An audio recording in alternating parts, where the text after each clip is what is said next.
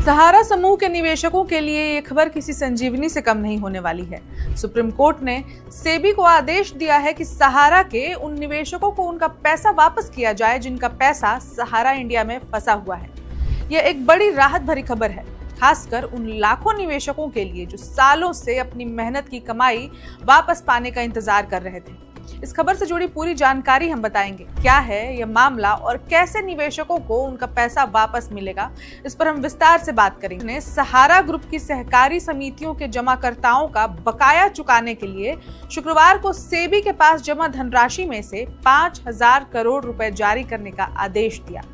न्यायमूर्ति सूर्यकांत और न्यायमूर्ति जयमाल्या बागची की पीठ ने केंद्र सरकार द्वारा दायर उस आवेदन को मंजूरी दी जिसमें सेबी सहारा रिफंड खाते में रखी राशि से जमाकर्ताओं को भुगतान करने का अनुरोध किया गया था।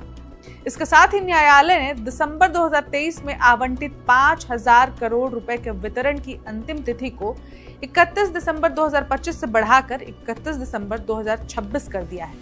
पीठ ने कहा कि यह आदेश 29 मार्च 2023 को पारित आदेश की तर्ज पर ही है, जिसमें केंद्र के समान अनुरोध को स्वीकार किया गया था।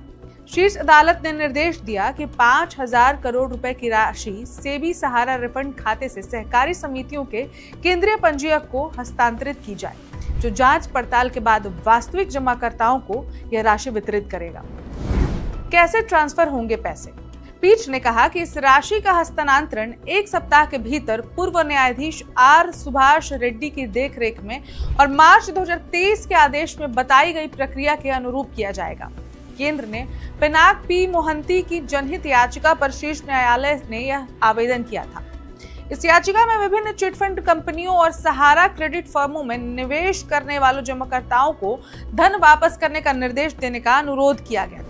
केंद्र ने बताया कि करीब 5.43 करोड़ निवेशकों ने अब तक 1,13,504 करोड़ रुपए का दावा किया है।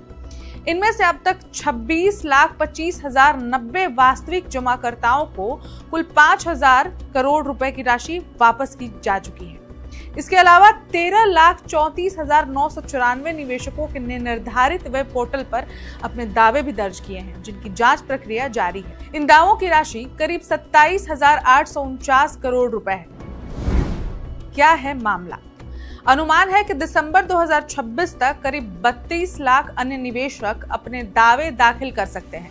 गौरतलब है कि अगस्त 2012 में शीर्ष अदालत ने सहारा इंडिया रिटेल एस्टेट कॉर्पोरेशन लिमिटेड और Sahara housing India corporation limited को निवेशकों का पैसा लौटाने का निर्देश दिया था। इसके बाद सेबी सहारा एस्क्रो खाता बनाया गया था, जिससे अब तक भुगतान किया जा रहा है।